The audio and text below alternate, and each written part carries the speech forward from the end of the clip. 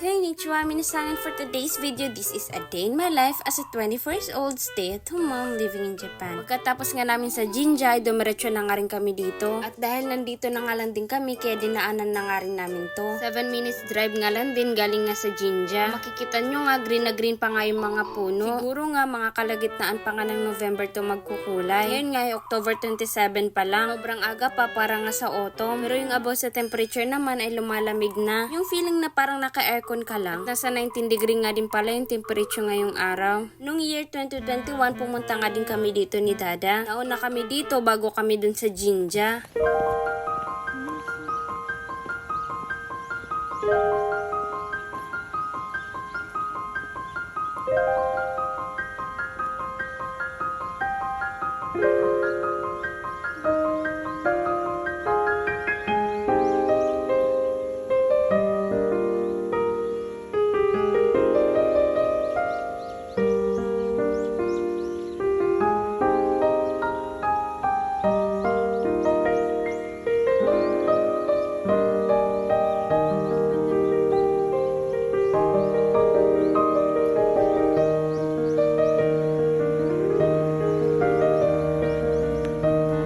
Dahil nga sobrang green pa nga ng mga puno, baka babalik na lang kami dito mga katapusan ng November. Pero hindi pa rin yun sure kung babalik nga kami dito. At dahil nga weekend nga lang din yung time namin at baka magiging busy nga kami. Sobrang ganda nga din pala dito pag naging red nga yung mga puno. Nagsisearch nga lang din pala ako sa website kung ano yung mga events sa iChicken. Doon ko nga nakita yung lugar na to. Hindi na nga rin pala kami umakyat ng hagdan at kami nga lang dito at medyo natatakot nga ako. Makikita nyo nga wala nga talagang katao-tao at kami lang ni Dada at ni Ethan yung narito. Pagkalagay ko nga ng phone ko sa tripod ay aksidente namang nahulog yung phone ko dito sa tulay. Hindi na nga lang din at wala nga tubig dito sa ilalim ng tulay. Kung hindi, mas lalo kaming mahirapan kunin yung cellphone. Pagkatapos nga namin dito ay umuwi na nga din kami kaagad. Kung makikita nyo nga sa daan pa uwi ay nag-iba na nga yung kulay ng mga puno. And don't forget to follow our page. That's for today's video. Thank you for watching. Matane!